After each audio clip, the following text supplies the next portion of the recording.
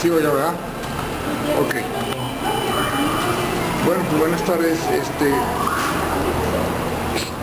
Hermann Weyl, un burgués judío alemán, tuvo un hijo que se llamaba Hermann Weyl y Rosa Weyl, tuvieron un hijo que se llamaba Felix Weyl, que nació en Argentina en 1898, que llegó a lograr un doctorado en ciencias políticas en Alemania y murió en los Estados Unidos en 1975.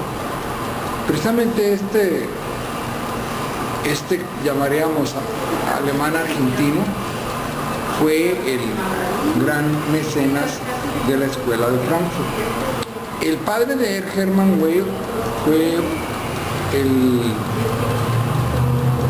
distribuidor más grande que hubo en el siglo XX, primera y segunda mitad, de cereales en todo el mundo. O sea, era una familia judío-alemana riquísima. Pero aquí se combina la inteligencia, o sea, el hijo llega a hacer un doctorado en Alemania con filósofos entonces llega a ser un gran mecenas, ¿no? Precisamente Felix Weyl, doctor, mecenas argentino, judío, que murió en 1975, en 1922 financió la primera semana del trabajo marxista, ya que él era un gran marxista. Y él quería, o sea, siendo un capitalista burgués, él quería estudiar el marxismo, ¿no? Y ver qué posibilidades, qué falló y qué mejorar, ¿no? Si se pudiera continuar. En esa, Gregory Lukács, un gran filósofo, participó en esa primera semana de los trabajos marxistas que él financió y que tuvo mucho éxito en 1922 en Alemania. Y en 1924, junto con su amigo Frederick Pollock, crean el Instituto de Investigaciones Sociales de la Universidad de Frankfurt, la Escuela de Frankfurt, en 1924, 2 años después, dado el éxito que tuvo en esta primera semana, ¿no? Entonces,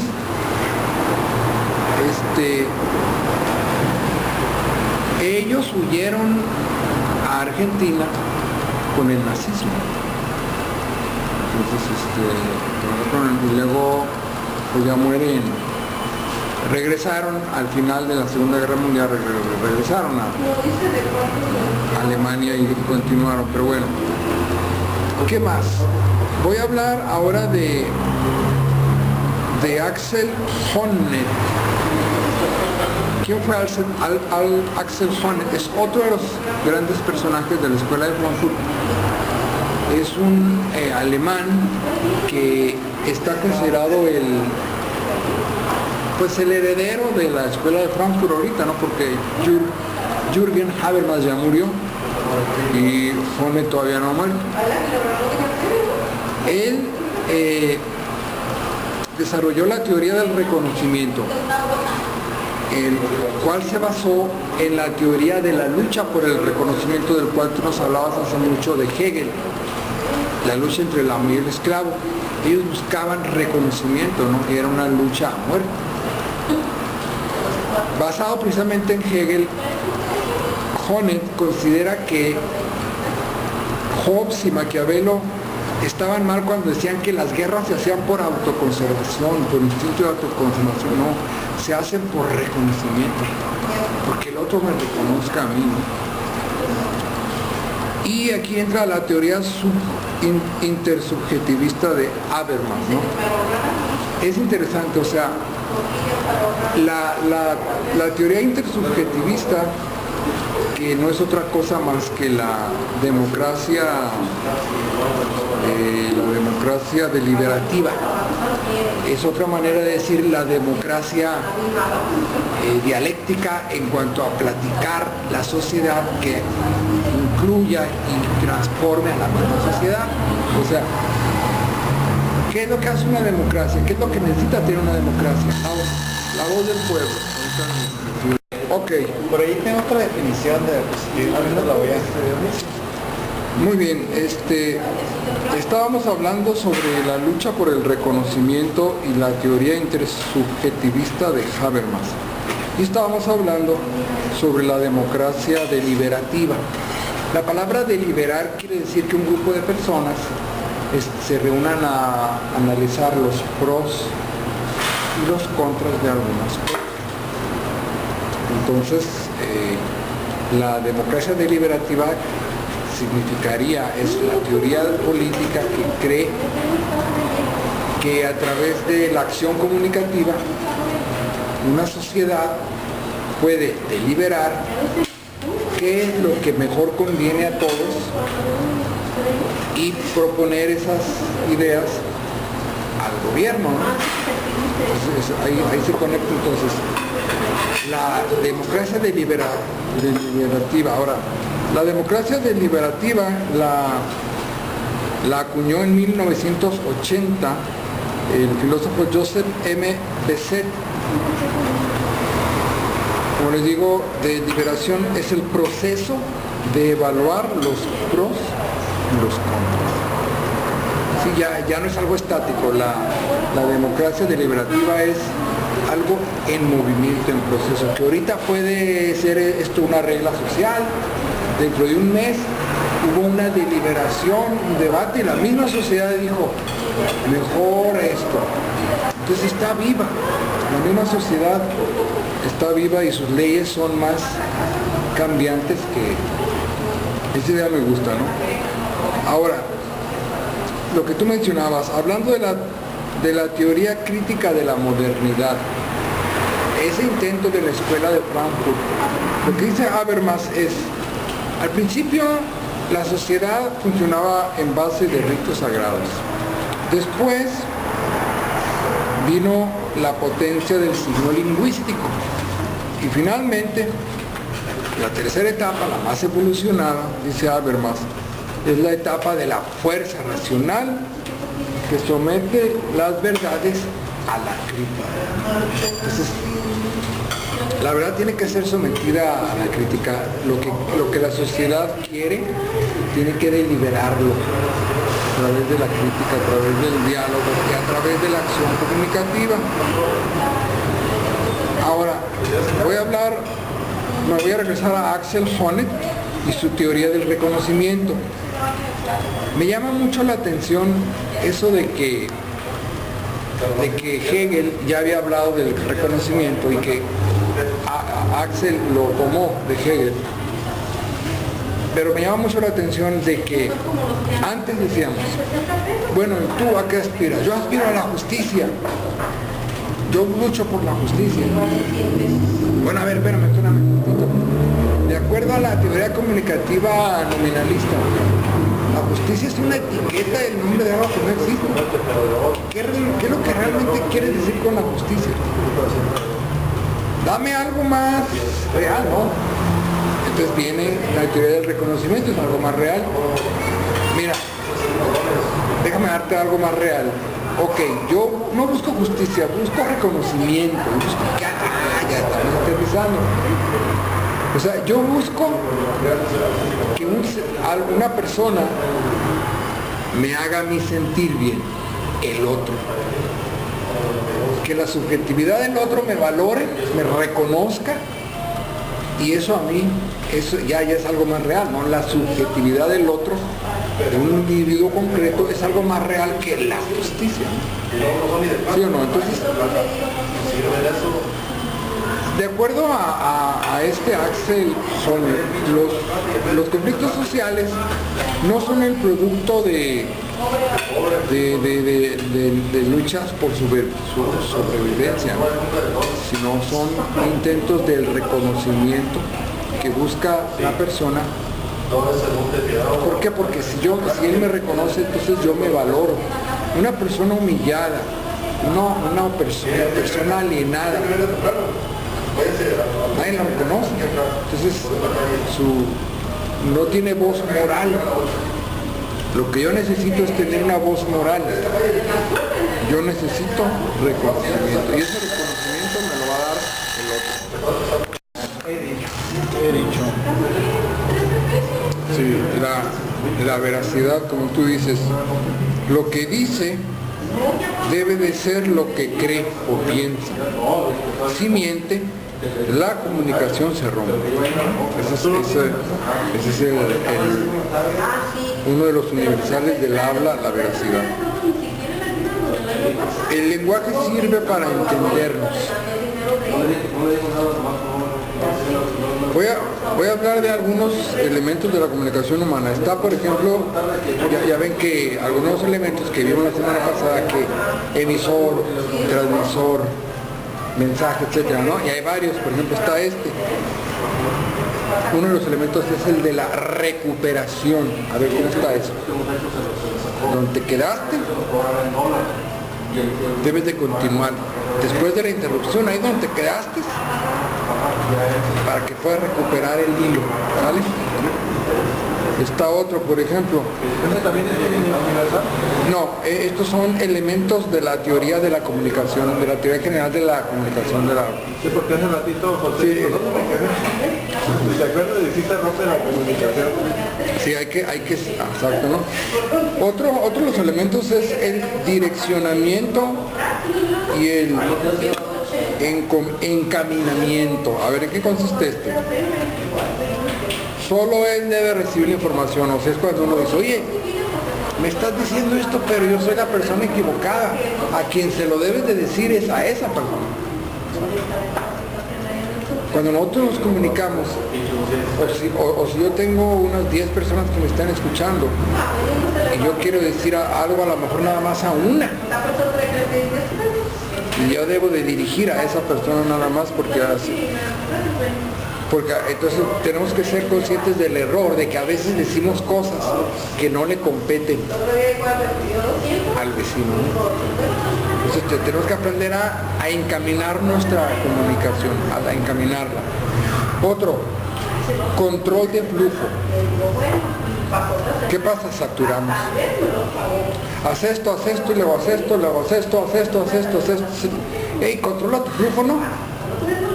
No, déjame primero hacer lo primero que me mandaste y luego ya me dices lo otro, ¿no? Otro de los elementos, gestión de intercambio.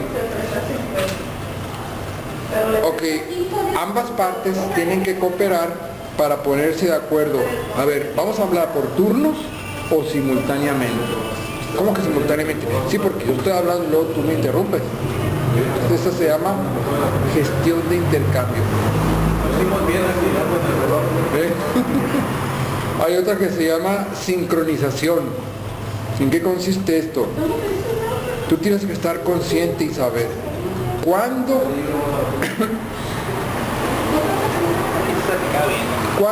comienza la comunicación y cuándo acaba la señal.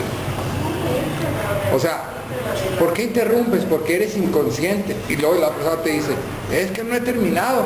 O sea, no hay sincronía. ¿Cómo que no hay sincronía? Sí, es que estoy hablando y no me captas cuando ya termino mi idea, porque me estás interrumpiendo. Entonces, tiene que haber sincronía. Tienes que saber cuándo comienza la comunicación y cuándo termina. Muchas veces sucede en los radios, nos cambio, para eso nos ponemos de acuerdo, cambio, o adelante, tenemos ciertas señales. Klaus Shannon, un comunicólogo o un filósofo norteamericano de la escuela de Estados Unidos, considera que la comunicación tiene 3 niveles: el físico, el nivel físico, los radios, ¿no? Las señales; el nivel semántico, el segundo nivel; y el tercer nivel es el nivel sociocultural. Precisamente en la Escuela Norteamericana de la Comunicación se acuñaron términos como propaganda, como comunicación de masas, como opinión pública. ¿Qué más tengo por aquí? Bueno, el detalle del lenguaje y de la violencia del lenguaje de Habermas, les comentaba yo la vez pasada que muchas veces los filósofos construyen un puente de comunicación para evitar la guerra. ¿Sí? cuando en la escalada no hay más que el lenguaje de las armas. Ahora, Buscan el éxito particular. hablando precisamente de eso, de la acción comunicativa, decía yo de las escaladas de violencia y de las violencias del lenguaje. A veces el filósofo crea una racionalización como Hegel para evitar la violencia. O sea, si se rompe el puente de comunicación, pues aunque sea una mentira, pero construye un puente. Les decía yo la otra vez que muchas veces negociamos cuando mientes, mentiras piadosas, ¿no? Para que no se rompa la comunicación. Si tú dices, ¿me escuchaste? Sí. ¿Me entendiste? Sí, aunque no es cierto. Pero si dices que no, a lo mejor va a haber más violencia, ¿no? Bueno, miren, voy a hablar un poquito del tiempo, Dionisio. Perdone, voy a hablar un poquito del tiempo. Mira, yo tengo una definición de tiempo. Y de hecho, en el San Diego State vimos una clase fascinante. Nos la dio un doctor en psicología que se llamaba Psicología en la Literatura, y leímos a Virginia Woolf, un libro que se llama Las olas. Hay una escisión de la personalidad en Virginia Woolf, varios personajes, y toda la historia de la novela es en el subconsciente de ella, o en el consciente de ella, y son varios personajes que son ella misma. Y luego el tiempo es circular. El tiempo es circular, o sea, el morir es como es un atardecer. Entonces, es un atardecer. ¿Y qué sigue de la muerte? ¿Qué sigue del atardecer? Un amanecer, ¿no? Entonces, de la muerte debe de seguir una resurrección, ¿no? Una nueva vida, ¿no? Ahora, la definición del tiempo que yo tengo es, el tiempo es una caja cerrada. En donde tiene una puerta de entrada que se llama nacimiento. Adentro de ese espacio cerrado existe el tiempo, lineal si quieres, y tiene una puerta de salida que se llama muerte. Y fuera de esa caja o de ese espacio material, el tiempo no existe. El tiempo no existe. ¿Por qué? Porque se asocia a la dualidad del espíritu y de la materia. La materia existe en el tiempo. El tiempo existe nada más en lo material. Por ejemplo, cuando un ser nace, tú puedes ver que en el tiempo que va creciendo, ¿sí o no? Va creciendo, ¿no? Todo aquello que produzca cambios testifica del tiempo. Y todo aquello que produzca estatismo, inmovilidad, testifica de qué? De la no existencia del tiempo.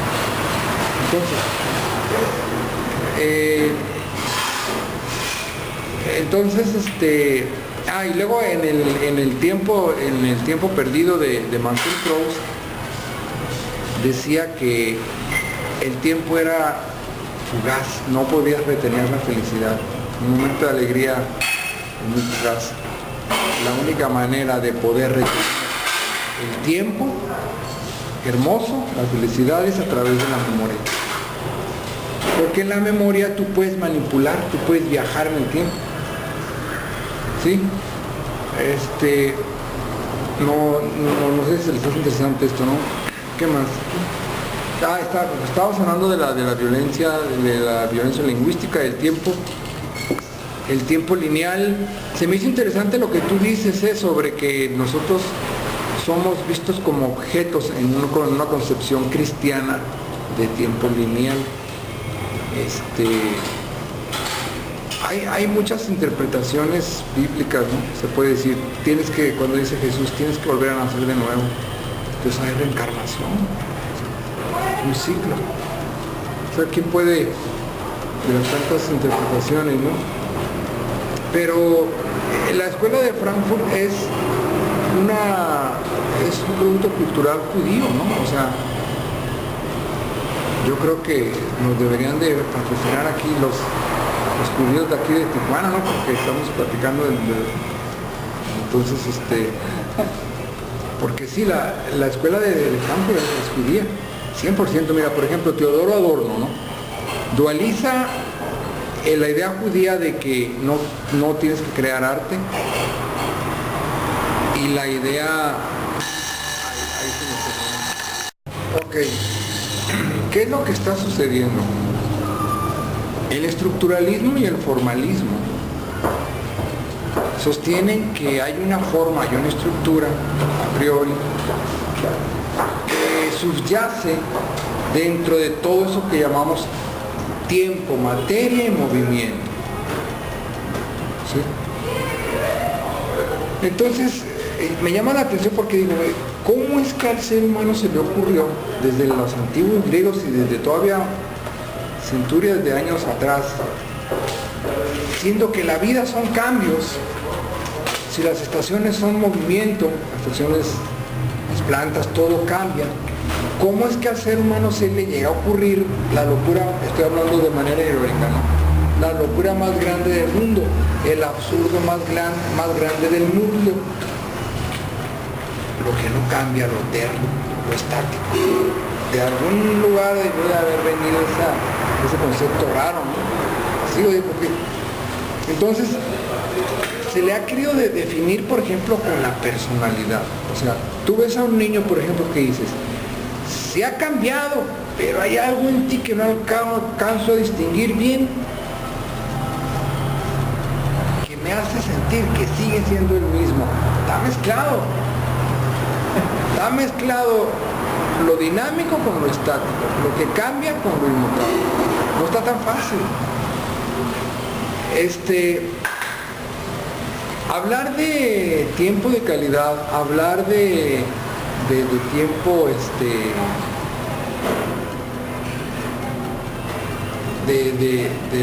hay una canción, ¿no? Sabia virtud de contemplar el tiempo. O sea, el tiempo ha sido un tema muy recurrente y bueno, ahora hablando del positivismo y de la teoría crítica, miren, las matemáticas, que es la ciencia más exacta, ni es tan exacta, porque los pitagóricos alegaban, decían, no, a ver, esa es una matemática, sí es exacta, a ver, ¿cuál es la raíz cuadrada de 2? Es un número irracional, ahí está. O sea, en un cuadrado de 1 por 1, tú no puedes medir lo que mide la diagonal. ¿Cómo que sí puedo medir? A ver, ¿cuánto mide? La raíz cuadrada de 2. A ver, ponme esa cantidad de número. Salió un número irracional, imposible de definir finalmente. Entonces, las matemáticas, si somos estrictos, tampoco son exactas. Pero bueno, pero sí son las más exactas de todas las ciencias. Y si tú mezclas una ciencia no exacta con matemáticas, la haces más exacta. Es lo que te quería decir, que se me olvidó. O sea, ejemplos de esto. Y encuentras regularidad en la naturaleza cambiante, encuentras regularidad. Encuentras leyes. Está Newton con su libro Principios Matemáticos de Filosofía Natural, mezclando matemáticas con las ciencias naturales de la observación, te da leyes exactas, un poquito más o menos exactas, ¿no? Entonces, nosotros cuando hablamos, Juan, como tú dices muy atinadamente, nosotros cuando hablamos tenemos que ser cuantificables, hablar de cosas cuantificables, no tenemos que decir mucho, poco, no, a mí no me digas eso, dime un número, pero es inevitable de hacerlo, ¿no? Me duele mucho, mismo que le digas al doctor, a ver cuánto le duele, me duele 98.7, no hay el lenguaje es limitado, pero sí cuando estudiamos sociología, cuando vemos estadística, y lo que queremos saber no es, los mexicanos escucharon el informe de gobierno, no. Queremos números, queremos matemáticas, en una encuesta de 500 personas se descubrió que el 78% de los mexicanos sí escucharon el informe de gobierno. Entonces, eso es lo que nos llama la atención, ¿verdad? Y como les digo,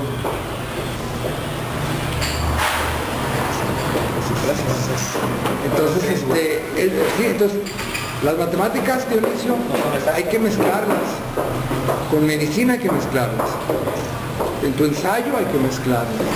Si tú te agarras hablando cosas en el quinto cielo y que la justicia y que la verdad, así, teorías interesantes, pero no insertas matemáticas y estadísticas, hay algo que está fallando.